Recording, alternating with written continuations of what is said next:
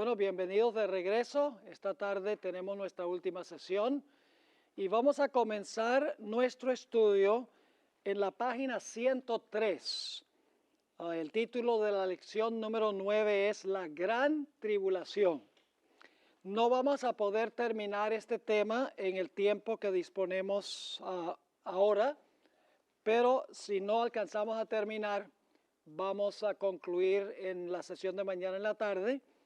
Y vamos a ver cómo nos va. Si podemos avanzar rápido, tal vez terminemos, pero no creo que sea así.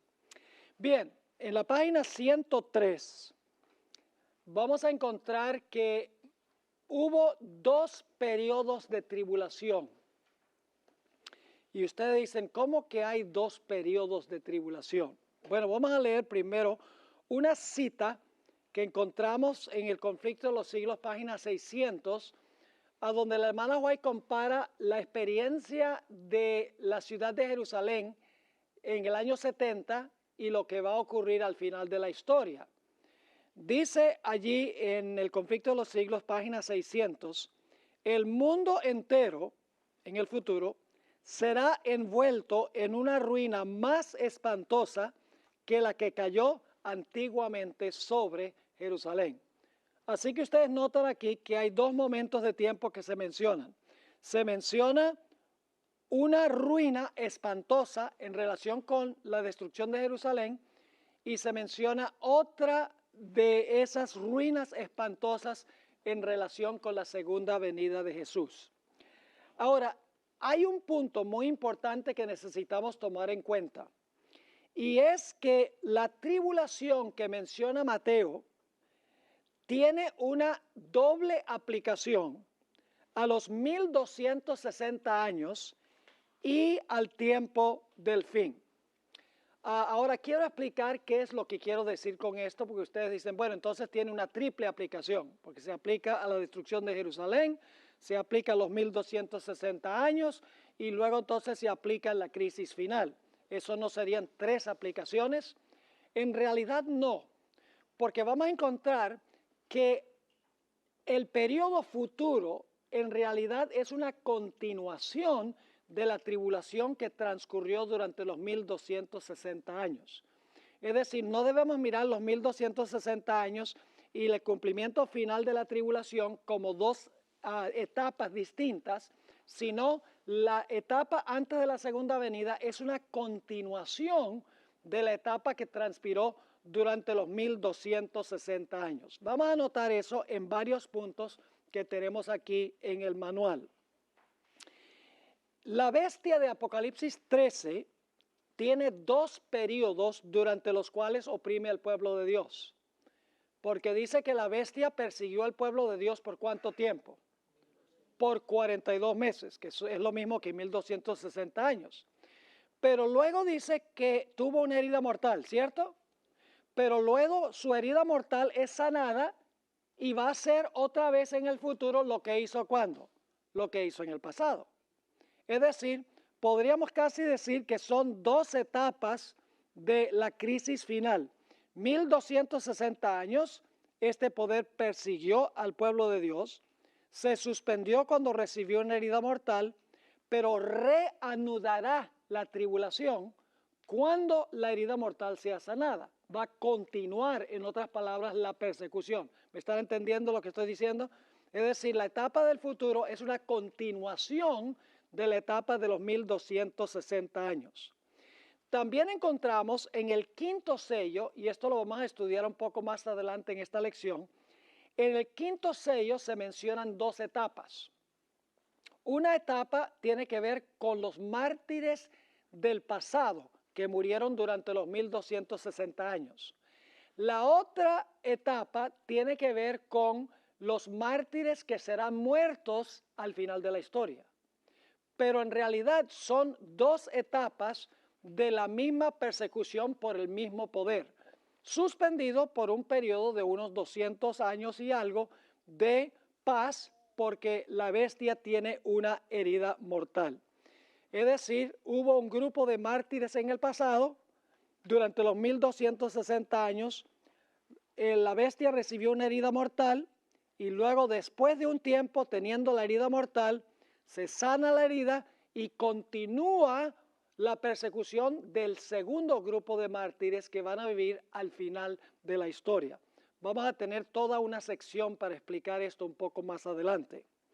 En Daniel 11 tenemos también lo mismo. En Daniel 11, el rey del norte, que es un símbolo de la bestia o el cuerno pequeño o la ramera, todos representan el mismo sistema. El rey del norte tiene también dos etapas de dominio. Una etapa se cubre desde los versículos 30 hasta el versículo 39 de Daniel 11, mientras que la segunda etapa cubre desde el versículo 40 hasta el versículo 45. Quiero leerles una cita de la hermana White. Lamentablemente no está en ninguna fuente en español, pero ustedes la tienen en español en el manual. Yo la traduje del inglés en un tomo que se llama Manuscript Releases, el tomo 13, la página 394. Fíjense cómo la hermana White entendió que Daniel 11 tiene en realidad dos etapas el rey del norte. Una etapa cuando persiguió en el pasado y una etapa cuando va a perseguir en el futuro. Dice allí en esa cita, la hermana White, no hay tiempo que perder. Nos esperan tiempos problemáticos. El mundo está agitado por un espíritu de guerra. Pronto ocurrirán las escenas angustiosas que anuncian las profecías. Las profecías del capítulo 11 de Daniel casi se han cumplido por completo. Ahora viene la parte clave, mucha de la historia que ha ocurrido, pasado, ¿verdad? Que ha ocurrido en cumplimiento de esta profecía, se repetirá. Ahora, la profecía no se repite, lo que se repite es la historia que cumplió la profecía. Luego dice, el versículo 30 describe a un poder que se contristará y volverá y se enojará contra el pacto santo y hará según su voluntad, volverá pues y se entenderá con los que abandonen el santo pacto. Ese es el versículo 30 de Daniel 11 y luego no los incluye aquí por ahorrar espacio. Ella continúa citando los versículos 31 al 36. Y luego dice ella, ocurrirán escenas que similares a las que se describen en estos versículos. Entonces fíjense, dos veces dice ella en esta cita, dice, mucha de la historia que ha ocurrido en cumplimiento de esta profecía se repetirá y luego al final dice, ocurrirán escenas similares a las que se describen en estos versículos. ¿Por qué razón? Porque es el mismo sistema que va a perseguir al pueblo de Dios. El mismo sistema que persiguió durante los 1260 años es el poder que va a perseguir al pueblo de Dios al final de la historia. Ahora, el siguiente punto que tenemos en la siguiente página es que en ambas etapas está involucrado el conflicto con respecto al sábado y el domingo. Durante los 1260 años, el cuerno pequeño pensó que podía, ¿qué cosa? Que podía cambiar la ley de Dios. Yo pregunto, al final de la historia, ¿se va a imponer por ley ese cambio que se hizo durante los 1260 años? ¿Es una continuación, en otras palabras? ¿Cómo no? Ahora, ambas tribulaciones, y tal vez no debería haber puesto ambas tribulaciones, sino ambas etapas de la tribulación, son las peores que se han visto en la historia del mundo, porque ahí dice claramente que será un tiempo de angustia cual no se ha visto jamás en la historia del mundo. Las dos etapas, los 1260 años, y la etapa final, cuando se le sane la herida a la bestia, son las más terribles que ha habido. Y ustedes dicen, ¿cómo puede haber dos etapas que son las más terribles? La primera es la más terrible en términos de longitud. Duró 1260 años. La segunda etapa es la mayor en términos de ¿qué? De intensidad y lo terrible que será el sufrimiento del pueblo de Dios. Es decir, que ambos son, se puede decir que los dos son terribles, pero el primero es más terrible porque fue más largo y el segundo será más terrible por la intensidad terrible que sufrirá el pueblo de Dios. Ahora, un último punto en cuanto a estas dos etapas de esta tribulación, y es que al concluir las dos etapas de la tribulación, hay señales en el sol, la luna y las estrellas. Es decir, cuando están por terminar los 1260 años, hay señales en el sol, la luna y las estrellas. Cuando está por terminar la persecución final del pueblo de Dios, habrá señales en el sol, la luna y las estrellas, anunciando que la persecución del pueblo de Dios está llegando a su fin. Eso lo vamos a estudiar cuidadosamente un poco más adelante. Ahora lo que quiero que hagan es que capten el cuadro. Ahora, vamos a repasar la secuencia de eventos de Mateo 24. Y esto lo hemos estudiado, así que será más bien fácil. Habrá guerras y desastres. Se culpará al pueblo de Dios. El pueblo de Dios recibirá el poder del Espíritu Santo.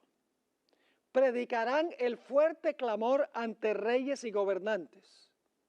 Luego se colocará la abominación asoladora, que significa la ley dominical, que va a llevar finalmente a la desolación o la asolación.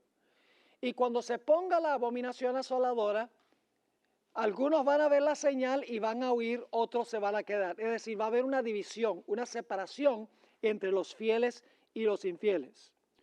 Un grupo va a permanecer en las grandes ciudades y el otro grupo que va a hacer va a huir cuando vea la señal y se van a salvar.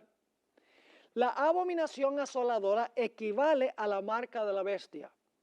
Ambos tienen que ver con el sol y ambos constituyen la prueba final que separará a los justos de los injustos. Yo pregunto, ¿la abominación asoladora cuando iba a ser destruida Jerusalén causó una división entre los fieles y los infieles? ¿Los fieles cuando vieron la señal salieron? ¿Cómo no? Al final de la historia, el sello de Dios y la marca de la bestia va a separar a los fieles de los infieles. ¿Cómo no? Los fieles van a huir como huyeron los fieles de Jerusalén antes del año 70. ¿Cómo no? Y luego dice que el pueblo de Dios huye y entonces ni un solo hijo de Dios perece en el tiempo de angustia. Y finalmente el pueblo de Dios es librado de sus enemigos y viene la resurrección a la segunda venida de Jesús. Esa es la secuencia que tenemos nosotros en Mateo, el capítulo 24. Ahora vamos a pasar por alto en el sílabo la sección donde dice Daniel 11 presenta la misma secuencia y vamos a pasar por alto la misma secuencia en Apocalipsis, los dos siguientes títulos, porque nos tomaría demasiado tiempo mostrar que Daniel 11 y Apocalipsis siguen la misma secuencia, el mismo orden de eventos de Mateo 24. Ustedes pueden estudiar con detenimiento estas dos secciones porque lo tienen ahí en el sílabo. Lo que quiero ahora es ir a la sección que dice dos etapas de tribulación. Vamos a leer Mateo 24, 21, donde inmediatamente después de decir, orad que vuestra huida no sea en invierno ni en sábado, entonces ahora habla de la gran tribulación. Dice, porque habrá entonces gran tribulación, cual no la ha habido desde el principio del mundo hasta ahora, ni la habrá. La peor tribulación en toda la historia del planeta Tierra. Pero como yo les mencioné, esta tribulación se divide en dos etapas. Los 1260 años y el periodo cuando se le sane a la bestia la herida mortal. Voy a leer del deseado de todas las gentes, página 584, para que ustedes vean cómo se cumplió esto en el pasado, la etapa pasada. Dice allí, en el deseado, página 584, habrá entonces, y fíjense que está citando Mateo 24, habrá entonces grande aflicción, dijo, cual no fue desde el principio del mundo hasta ahora ni será. Y si aquellos días no fuesen acortados, ninguna carne sería salva, mas por causa de los escogidos, aquellos días serán acortados. Ahora, ¿a qué tiempo aplica la hermana White estos versículos? Noten, durante más de 1000 años, fíjense la cantidad de tiempo, nunca va a haber una tribulación como esta en términos de ¿qué? De longitud de tiempo. Durante más de 1000 años iba a imperar contra los seguidores de Cristo una persecución como el mundo nunca la había conocido antes. Millones y millones de sus fieles testigos iban a ser ¿qué? Muertos. Si Dios no hubiese extendido la mano para preservar a su pueblo, todos habrían perecido. Mas por causa de los escogidos, dijo, aquellos días serán ¿qué? Acortados. Pero quiero que noten que la hermana White también aplica esta profecía al futuro. Entonces usted dice, ¿cómo puede la gran tribulación aplicarse a los 1260 años y también al futuro? La razón es muy sencilla. La misma bestia es la que persigue en el pasado y va a perseguir en el futuro. En el futuro, sencillamente continúa la persecución del pasado. ¿Me están entendiendo el punto?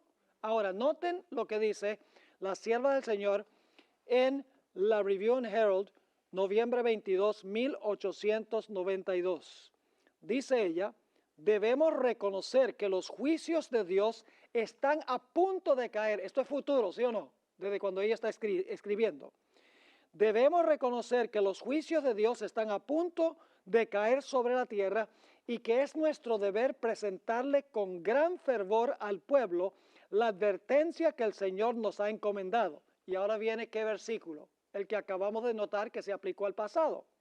Porque habrá entonces gran tribulación, cual no la ha habido desde el principio del mundo hasta ahora, ni la habrá. Así que ese versículo se aplica a dos etapas de la tribulación, ¿sí o no?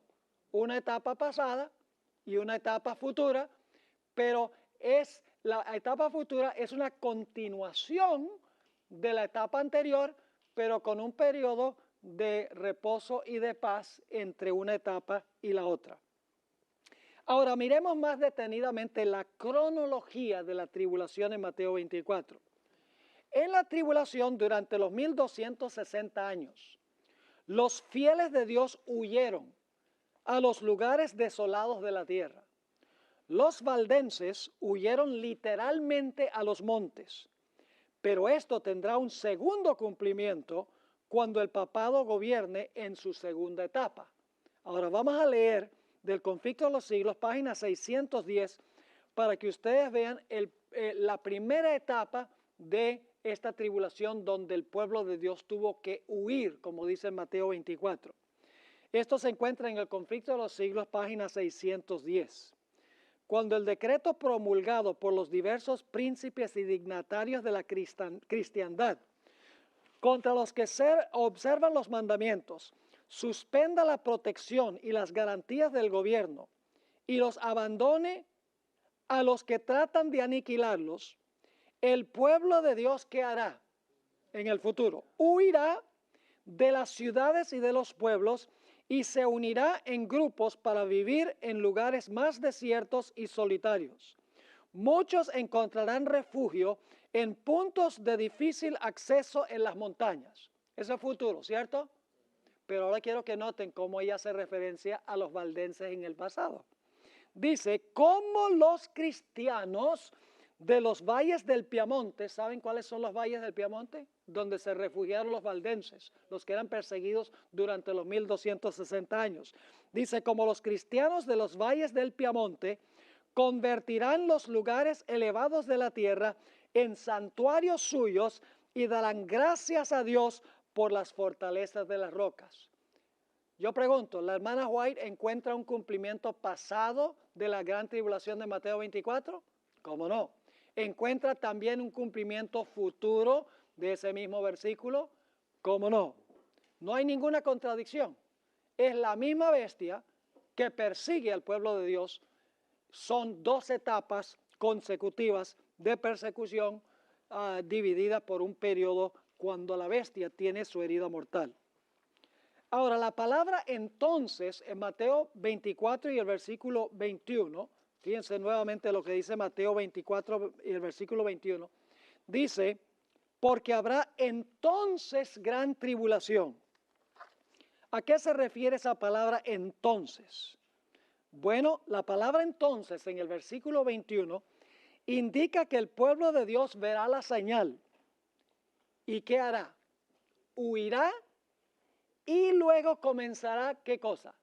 El tiempo de angustia, cual no se ha visto jamás en la historia. ¿Ven la secuencia? La secuencia está clara. Entonces, dice, se ve la señal, el pueblo de Dios huye, comienza el tiempo de angustia y finalmente, al final del tiempo de angustia, el pueblo de Dios es librado, como veremos. En otras palabras, el orden de eventos son ley dominical, huida y tiempo de angustia. Vamos a leer de El Espíritu de Profecía, el libro Testimonios para la Iglesia, páginas 426 y 427, una cita que ya leímos anteriormente. Cómo el acercamiento de los ejércitos romanos fue para los discípulos una señal de la inminente destrucción de Jerusalén. Esta apostasía podrá ser para nosotros una señal de que se le llegó al límite de la tolerancia de Dios, de que nuestra nación colmó la medida de su iniquidad y de que el ángel de la misericordia está por emprender el vuelo para nunca volver. Así que fíjense, esa es la abominación asoladora, ¿verdad? ¿Qué viene inmediatamente después de la abominación asoladora? Dice, los hijos de Dios se verán entonces, ¿qué cosa? Sumidos en aquellas escenas de aflicción y angustia, ¿de quién? De Jacob. ¿Ven la secuencia de eventos que tenemos? La abominación asoladora se pone, el pueblo de Dios huye, viene el tiempo de angustia y luego entonces el pueblo de Dios será libertado. Noten también el conflicto de los siglos, página 619. El pueblo de Dios va a estar escondido como los valdenses que se escondieron durante los 1260 años. Dice, el pueblo de Dios, algunos en las celdas de las cárceles, otros escondidos en ignorados escondrijos de bosques y montañas, invocan aún la protección divina, mientras que por todas partes compañías de hombres armados, instigados por legiones de ángeles malos, se disponen a emprender, ¿qué cosa? La obra de muerte. ¿Eso pasó con los valdenses durante los 1260 años? ¿Cómo no? Las persecuciones del pasado van a continuar en el futuro. Lo único es que nosotros estamos ahorita en el tiempo de la herida mortal. La persecución en el pasado, la tribulación fue la más terrible en términos de longitud. La futura será la más terrible en intensidad de sufrimiento y será a nivel global. Ahora vamos a Mateo 24, 22, la tribulación acortada. Dice allí, y si aquellos días, ¿cuántos días fueron simbólicamente? 1260 días. Y si aquellos días no fuesen acortados, nadie sería salvo, mas por causa de los escogidos, aquellos días que pasó serán acortados. Ahora yo pregunto, ¿es cierto eso de lo que sucedió en el pasado? ¿Acortó Dios el periodo del sufrimiento del pueblo de Dios? Sí, la persecución terminó antes que concluyeran los 1260 años. Es decir, la persecución, aunque el periodo llevó hasta 1798, en gran medida la persecución concluyó antes de eso. Es decir, el periodo de tribulación fue ¿qué? Fue acortado. Y vuelvo a leer del Deseado de todas las gentes, página 584, donde la hermana White dice, durante más de 1000 años iba a imperar contra los seguidores de Cristo una persecución como el mundo nunca lo había conocido antes. Millones y millones de sus fieles testigos iban a ser muertos. Si Dios no hubiese extendido la mano para preservar a su pueblo, todos habrían ¿qué? Todos habrían perecido. Mas por causa de los escogidos, dijo, aquellos días serán ¿qué? acortados. Yo pregunto, en el futuro, ¿Dios también va a acortar los días del sufrimiento del pueblo de Dios? Miren, si Dios no acortara la persecución al final de la historia, no quedaría ni un solo hijo de Dios vivo.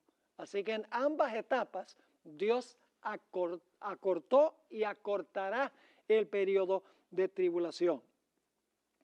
Ahora, Dios no permitirá, en otras palabras, que la tribulación llegue a su fin inevitable.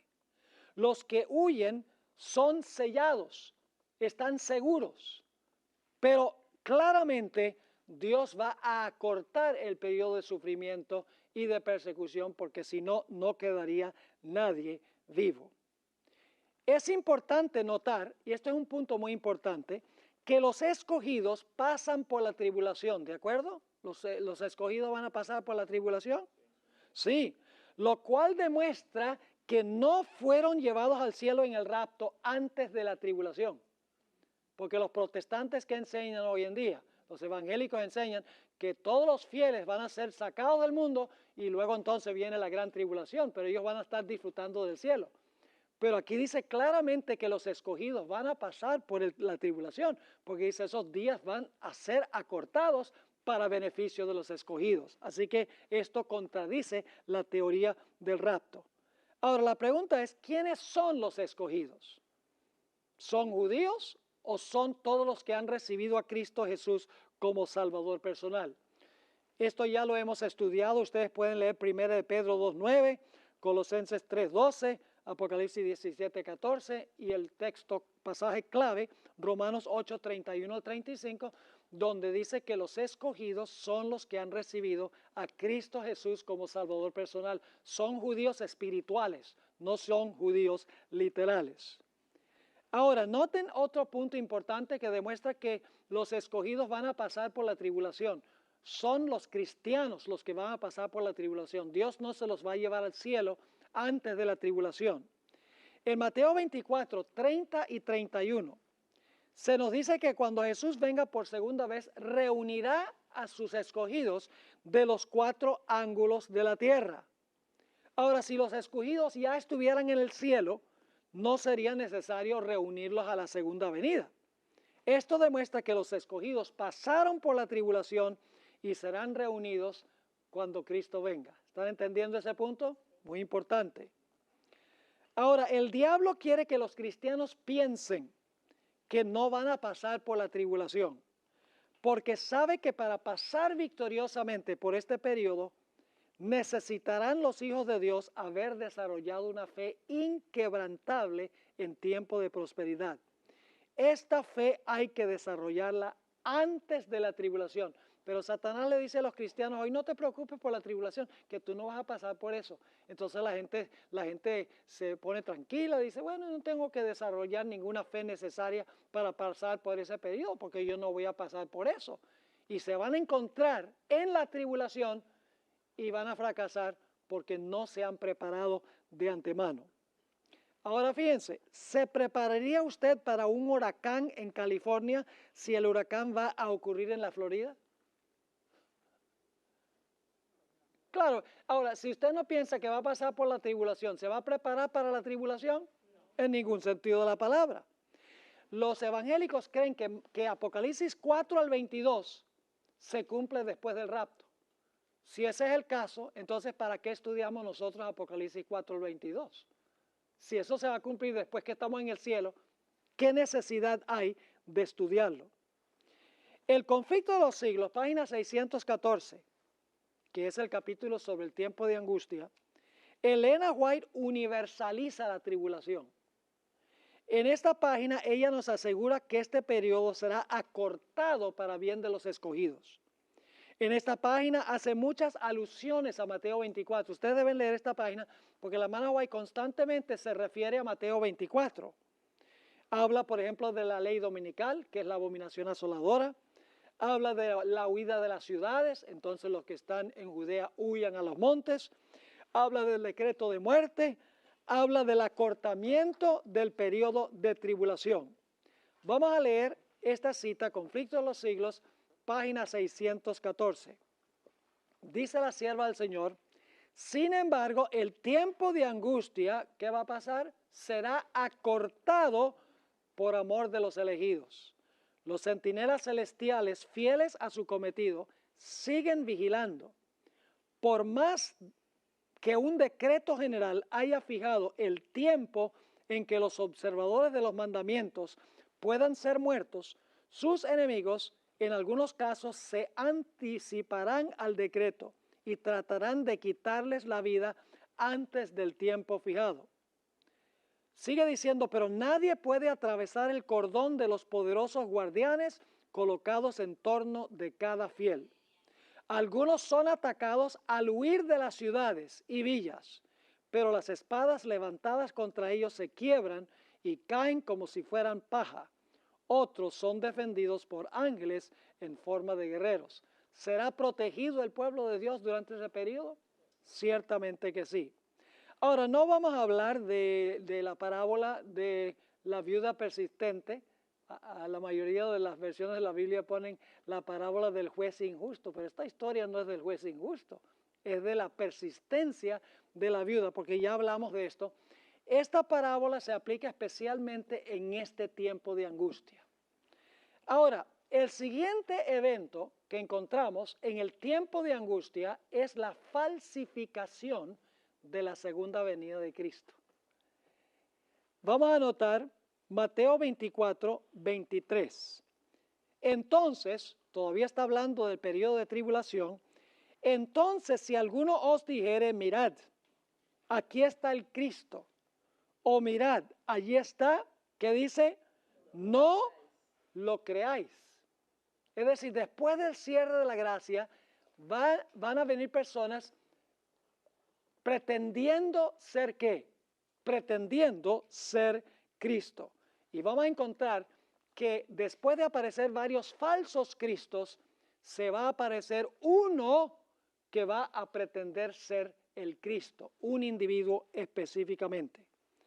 Ahora, hacia el final de la tribulación, Satanás falsificará la segunda venida de Cristo, haciéndose pasar por Cristo.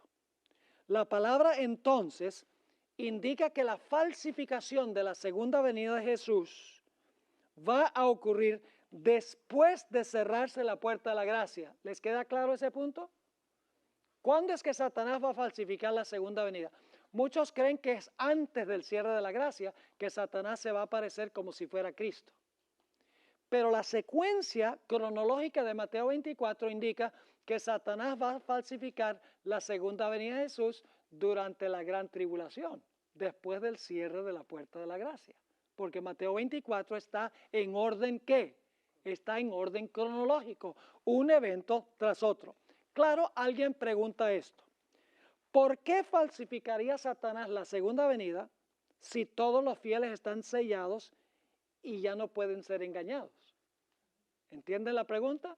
Algunos dicen, bueno, después del cierre de gracia, ¿de qué le sirve a Satanás falsificar la segunda venida si él ya sabe que todos los casos están decididos? ¿No sería más lógico pensar que Satanás falsifica la segunda venida antes de cerrarse la puerta de la gracia? La respuesta es muy sencilla. Satanás alberga la esperanza que podría contrariar la palabra de Dios. Satanás no se rinde así nomás. Él ve que los santos están clamando día y noche para que sean libertados de su adversario. Ahí está la parábola de la viuda, y que está clamando día y noche, y Satanás los ve clamando y gimiendo, rogando que Jesús venga a librarlos. Satanás falsificará la segunda venida para dar la impresión que sus oraciones están siendo contestadas. Es decir, aquí la hermana White tiene una cita en el libro Eventos de los Últimos Días, donde él dice que cuando el pueblo de Dios estará clamando y gimiendo, Señor, interviene para librarnos, que haya este decreto de muerte, vamos a morir a manos de nuestros enemigos. Cuando están diciendo eso, es que Satanás va a falsificar la segunda venida y va a decir, yo he venido contestando sus oraciones. Será un engaño casi irresistible, dice el espíritu de profecía. Ahora vamos a dar una analogía para que ustedes puedan entender por qué Satanás hace esto si él sabe que todos los fieles están sellados. El siguiente párrafo. Tal vez una analogía nos ayude a entender ¿por qué Satanás procurará engañar a los escogidos cuando sabe que Dios ha dicho que no pueden ser engañados? Yo les pregunto, ¿sabe Satanás que después del milenio no va a poder conquistar la Nueva Jerusalén? ¿Ustedes creen que Satanás sabe que después del milenio va a rodear la ciudad, pero no va a poder conquistar la ciudad? ¿Él sabe eso? ¿Ustedes no creen que Satanás es capaz de leer Apocalipsis 20? Donde dice que va a rodear la ciudad, pero va a descender fuego del cielo que va a consumir a los impíos. ¿Satanás sabe que él no va a poder con la ciudad? Claro, entonces ¿por qué se va a preparar para atacarla? Porque el diablo es el diablo. El diablo dice, mire, somos millones y millones, los que están en la ciudad son pocos. Yo sé que Apocalipsis 20 dice que no voy a prevalecer, pero quién sabe, de pronto puedo contrariar la palabra de Dios. El diablo es diablo y no se va a rendir así nomás. Ahora, notemos Mateo 24, versículo 24 y versículo 26. Primero aparecen falsos cristos y falsos profetas, pero luego se va a aparecer uno, que es la falsificación de la segunda venida.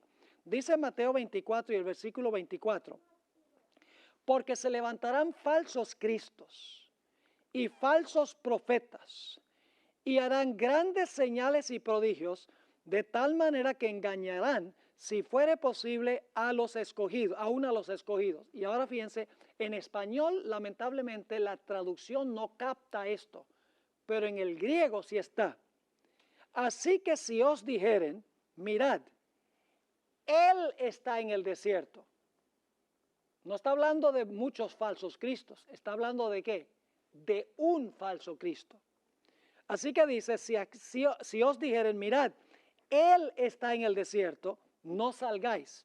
O mirad, Él está en los aposentos, no lo creáis.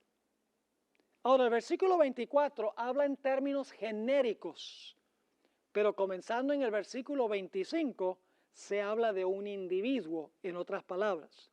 Aun cuando la traducción en español no lo refleja, aparece el pronombre personal masculino él 2 veces aquí en Mateo 24 y el versículo 26. Ahora, ¿cómo podrán los escogidos distinguir entre lo genuino y lo falso? La Biblia enseña claramente que Jesús en su segunda venida no tocará la tierra.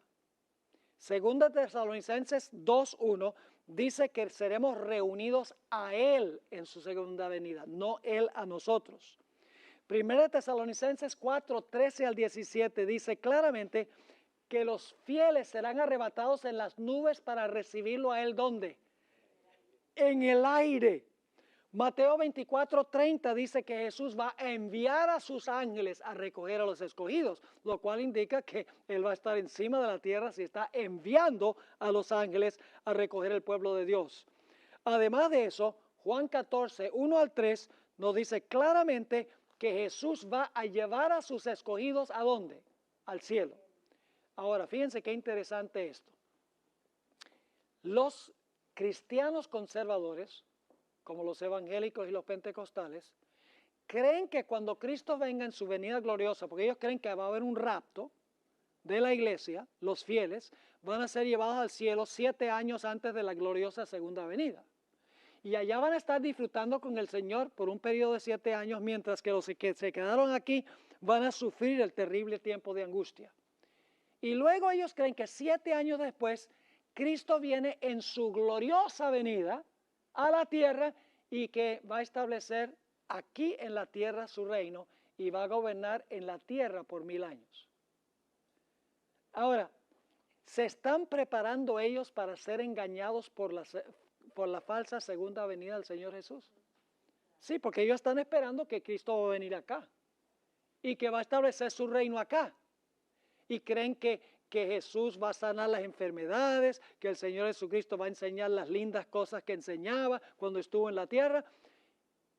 Los cristianos, al creer eso, se están dejando abiertos para creer en la falsa segunda venida que Satanás va a implementar. Ahora, noten que en 2 de Tesalonicenses, el capítulo 2, se describe la falsa segunda venida. En el versículo 1 se habla de la verdadera segunda venida y en el versículo 9 se habla de la falsificación de la segunda venida por Satanás. Note Mateo 24, 25, Jesús dice, ya os lo he dicho antes.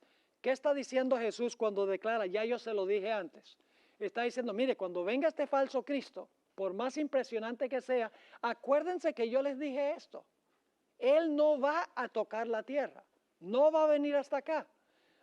Ahora, vamos a leer un pasaje aquí del Espíritu de Profecía, donde ella describe la falsificación de la segunda venida de Cristo. Sí. Es impresionante esta cita. El acto capital que coronará el gran drama del engaño será que el mismo Satanás se hará pasar por Cristo. Y la base bíblica está en 2 de Tesalonicenses, el capítulo 2 y el versículo 9. Entonces se manifestará aquel inicuo, el cual el Señor destruirá con el resplandor de su venida. Note lo que sigue diciendo. Hace mucho que la iglesia profesa esperar el advenimiento del Salvador como consumación de sus esperanzas. Pues bien, el gran engañador aparentará que Cristo ha venido. En diferentes partes de la tierra, ¿en contraste con qué? ¿Qué dijo Jesús? Todo ojo lo verá. Pero aquí dice, en diferentes partes de la tierra, Satanás se manifestará a los hombres como ser majestuoso de un brillo deslumbrador parecido a la descripción que del Hijo de Dios da San Juan en Apocalipsis el capítulo 1. Es decir, Satanás va a poder falsificar cómo parece Jesús en su segunda venida. Sigue diciendo aquí, la gloria que le rodee superará cuanto hayan visto los ojos de los mortales. El grito de triunfo repercutirá por los aires. Cristo ha venido, Cristo ha venido. Es decir, la gente va a confiar en el testimonio de los demás, en lo que dicen sus ojos, en lo que dicen sus oídos. El pueblo se postrará en adoración ante él, mientras levanta sus manos y pronuncia una bendición sobre ellos, como Cristo bendecía a sus discípulos cuando estaba en la tierra. Su voz es suave y acompasada, aunque llena de melodía. El diablo también puede hablar con una voz melodiosa. Sigue diciendo aquí la sierva del Señor. En tono amable y compasivo, enuncia algunas de las verdades celestiales. Fíjese que va a enseñar algunas cosas que enseñó Jesús. Y llenas de gracia que pronunciaba el Salvador. Cura las dolencias del pueblo. ¿Hacía eso Jesús? ¿Curaba las dolencias del pueblo? ¿Cómo no? ¿Hablaba palabras que eran de consuelo para la gente? ¿Cómo no? Sigue diciendo, cura las dolencias del pueblo.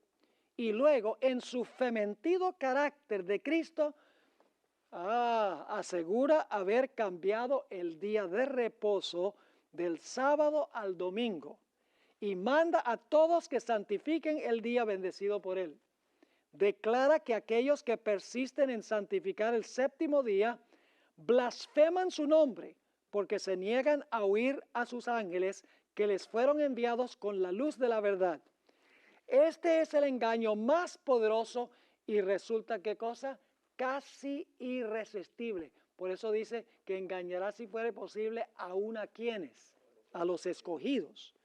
Sigue diciendo, pero el pueblo de Dios no será extraviado. ¿Por qué el pueblo de Dios no se va a extraviar? ¿Acaso los ojos no dicen que esto es Jesús? ¿Acaso los oídos no dicen que este es Jesús? ¿Acaso la muchedumbre del mundo no dice que esto es Jesús? ¿Cómo es que el pueblo de Dios, una minoría, va a decir, este no es Jesús? ¿A base de qué? No se guían por sus ojos, ni sus oídos, ni sus emociones. ¿Se basan en qué? En la palabra de Dios. Sigue diciendo, pero el pueblo de Dios no será extraviado. Las enseñanzas, ¿cuán importante es conocer las verdaderas enseñanzas de la Biblia? ¿Es importante conocer doctrina? ¿Es importante saber cómo va a venir Jesús? O sea, yo una vez escuché a un pastor decir, a mí no me importa cómo viene, a mí lo que me importa es que viene. Pues si usted no sabe cómo viene, usted va a aceptar el Cristo que no es. Dice, las enseñanzas del falso Cristo no están de acuerdo con las sagradas escrituras. Su bendición va dirigida a los que adoran a la bestia y su imagen, precisamente sobre quienes dice la Biblia que la ira de Dios será derramada sin mezcla. Así que lo que dice en cuanto al día de reposo es contrario a la Biblia, pero su forma de venir también es contraria. Dice, además, no se le permitirá a Satanás falsificar la manera en que vendrá Jesús. El Salvador previno a su pueblo contra este engaño y predijo claramente cómo será su segundo advenimiento. Porque ahora va a citar la hermana White lo que leímos de Mateo 24. Porque se levantarán falsos cristos y falsos profetas y darán señales grandes y prodigios, de tal manera que engañarán, si es posible, aún a los escogidos. Así que si os dijeren, he aquí está en el desierto, he aquí en el desierto está, no salgáis. He aquí en las cámaras, no creáis. Porque como el relámpago que sale del oriente y se muestra hasta el occidente, así será también la venida del Hijo del Hombre. Sigue diciendo la sierva del Señor, no se puede remediar semejante aparición. Todos la conocerán y el mundo entero la presenciará. ¿Cómo sabrá el pueblo de Dios que este es un falso Cristo? Dos maneras. Uno, la manera o la forma en que viene Satanás disfrazado como Jesús. Y en segundo lugar, las enseñanzas de este falso Cristo no cuadran con la santa palabra de Dios. ¿Cuán importante es conocer entonces la palabra de Dios? Hermanos y hermanas, es cuestión de vida o muerte que nosotros nos fortalezcamos en la palabra de Dios, que podamos vivir por un así dice Jehová. Y luego después de esto, fíjense, viene la destrucción, ¿verdad que sí? Va a venir la destrucción, las plagas. ¿Y qué es lo que se ve según Mateo 24 y el versículo 28? Cuando Cristo venga como el rayo del oriente y el occidente, dice, porque donde quiera que estuviera el cuerpo muerto, allí se juntarán ¿qué? Y qué interesante, las águilas. ¿Hubo águilas en la destrucción de Jerusalén en el Antiguo Testamento? ¿Hubo águilas en la destrucción de Jerusalén? ¿Se verán las águilas al final cuando Cristo venga por segunda vez? ¿Cómo no? Ahora, hablemos de la segunda venida y las señales en los cielos. Vamos a notar Mateo 24 y el versículo 29 al 31. Esto es después, cuando ya llega a su fin la tribulación. Dice, e inmediatamente después de la tribulación de aquellos días, el sol se oscurecerá y la luna no dará su resplandor y las estrellas caerán del cielo y las potencias de los cielos serán conmovidas. Todavía no es la segunda venida. Está llegando al final la tribulación y luego vienen estas señales. El sol se oscurece, la luna también se oscurece porque no da su resplandor, las estrellas caen del cielo y dice las potencias de los cielos serán conmovidas. Vamos a encontrar que las potencias de los cielos, the powers of the heavens en inglés, son el sol y la luna. Porque el sol Dios lo hizo para gobernar durante el día y la luna la colocó en el cielo para gobernar la noche. Dicen en Génesis 1 y el versículo 16. Y ahora noten, primero viene sol, luna y estrellas, las señales, y entonces dice, y entonces aparecerá la señal del Hijo del Hombre en el cielo. Fíjense que viene primero las señales en el sol, luna y estrellas, luego se ve la señal del Hijo del Hombre, y luego entonces se ve a Jesús viniendo en las nubes. Dice, entonces aparecerá la señal del Hijo del Hombre en el cielo, y entonces lamentarán todas las tribus de la tierra, y verán al Hijo del Hombre viniendo sobre las nubes del cielo con poder y gran gloria, y enviará sus ángeles con gran voz de trompeta, y juntarán a sus escogidos de los cuatro vientos desde un extremo del cielo hasta el otro. ¿Ven los 3 puntos ahí? Sol, luna y estrellas, señales. Luego la señal del Hijo del Hombre y luego Cristo llega para recoger a sus escogidos. Ahora, recordemos que el papado tiene ¿cuántas etapas en que domina y persigue? Dos etapas. Por eso la tribulación también tiene ¿qué? ¿Entendieron este punto? La tribulación también tiene dos etapas. Ahora, las señales en los cielos anunciaron que el cautiverio del pueblo de Dios estaba a punto de concluir al terminar los 1260 años. Ustedes recuerdan que hubo señales que indicaban que iba a caer el papado y que el pueblo de Dios iba a ser librado de su persecución durante los 1260 años. ¿Recuerdan en qué años fue que sucedió esto? Hubo un gran terremoto en 1755, el terremoto de Lisboa. Luego el sol se oscureció en 1780. La luna se vio como sangre esa misma noche en que el sol se oscureció. Y en 1833, ¿qué pasó? Las estrellas cayeron del cielo. Ahora necesitamos entender cómo se relacionan estas señales con lo que leímos en Mateo 24, el sol se oscurecerá, la luna no dará su lumbre y caerán las estrellas del cielo. Y eso vamos a hablar. Ahora, las señales en los cielos anunciaron que el cautiverio del pueblo de Dios estaba a punto de concluir al terminar los 1260 años. Pero las señales en los cuerpos celestes también anunciarán en el futuro el fin del cautiverio del pueblo de Dios en la gran angustia, en la gran angustia final. Es decir, hubo un cumplimiento parcial en 1755, 1780 y 1833. Estas señales demostraron que la primera etapa de la tribulación estaba ¿qué? Llegando a su fin. ¿Están entendiendo lo que estamos diciendo? Alguno preguntará, ¿cómo pueden señales que ocurrieron hace más de 200 años ser señales de la pronta venida de Jesús? Esto es siempre algo que le sacan en cara a los adventistas. ¿Cómo dice usted que un terremoto en 1755 y un oscurecimiento del sol y la luna en sangre en 1780 y la caída de las estrellas en 1833 son señales de la pronta venida de Jesús si estamos ya en el año 2016? La gente cada rato saca esto. Pero es que las señales en el sol, la luna y las estrellas en 1780 y 1833 no eran solo para anunciar que estaba comenzando el tiempo del fin, sino que eran un anuncio de que iba a concluir el primer periodo de tribulación e iba a comenzar el tiempo del fin. Ahora, aquí viene un punto importante. En Apocalipsis 6, 12 y 13, dice que la luna se tornó como sangre, pero en Mateo 24, 29 dice que la luna se ¿qué? La luna se oscureció. ¿Es la misma señal esa?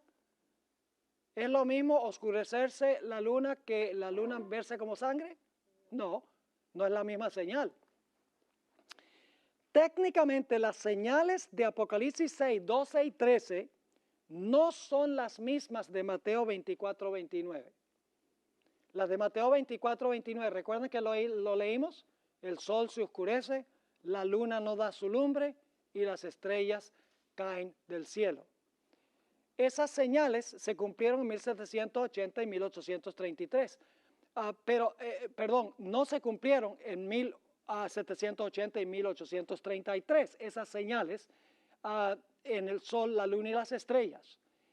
Las señales de Mateo capítulo 24 y el versículo 29 y 30 son señales que se van a cumplir en el futuro. Ahora, las señales de Apocalipsis 6, 12 y 13 se parecen a las de Joel 2:31. Las de Joel 2:31, recuerdan que el apóstol San Pedro presentó estas señales en el día del Pentecostés. Allí en Joel 2:31 dice que el sol se oscurecerá, la luna será tornada en sangre antes del día grande y terrible de Jehová. Es decir, no en el día terrible de Jehová, sino antes del día grande y terrible de Jehová. Hay varios textos del Antiguo Testamento que presentan las señales en el sol, la luna y las estrellas. No todos estos textos se refieren al mismo momento. Las señales de Apocalipsis 6, 12 y 13 se aplican a 1780 y 1833. Las señales de Mateo 24, 29 y 30 se aplican a señales que anuncian la venida inmediata del Señor Jesucristo. Las señales de Joel 2:31 se aplican al día del Pentecostés y se aplican también a 1780 y 1833. Pero las señales que se mencionan en los otros textos del Antiguo Testamento, donde habla del sol, la luna y las estrellas, se aplican a eventos que se realizan inmediatamente antes de la segunda venida de Cristo Jesús. Por ejemplo, Joel 2, 10 y 11 presenta diferentes señales que las de Apocalipsis 6, 12 y 13 y Joel 2, 31. En Joel 2, 10 y 11 hay un terremoto, el sol y la luna se oscurecen y las estrellas dejan de brillar. ¿Es diferente eso que lo que encontramos en Mateo 24? Mateo 24 dice ¿qué cosa? Dice el sol se oscurece, la luna no da su lumbre y las estrellas del cielo caen. Pero estas señales en Joel 2 dice que el sol y la luna se oscurecen y las estrellas dejan de brillar. No son las mismas señales. Y luego tenemos Joel 3, 15 y 16. No presenta tampoco las mismas señales de Apocalipsis 6, 12 y 13. Allí dice que los cielos y la tierra se sacudirán y el sol y la luna se oscurecerán. En Isaías 13:10 y los versículos siguientes no presenta las mismas señales de Apocalipsis 6, 12 y 13. En Isaías dice que el sol, la luna y las estrellas se oscurecen. Esto no sucedió en 1755, 1780 y 1833. ¿Están entendiendo este punto? En otras palabras, hay dos grupos de señales en el sol, la luna y las estrellas.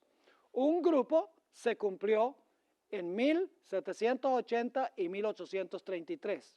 El otro grupo se cumplirá inmediatamente antes de la segunda venida del Señor Jesús. Quiero animarles a que repasen en el tiempo libre que tenemos hasta mañana estas dos páginas, la página 111 y la página 112, lean todos esos versículos para que vean que no son las mismas señales, porque vamos a necesitar entender esto para la siguiente sección en la página 113 sobre el quinto sello y Mateo 24.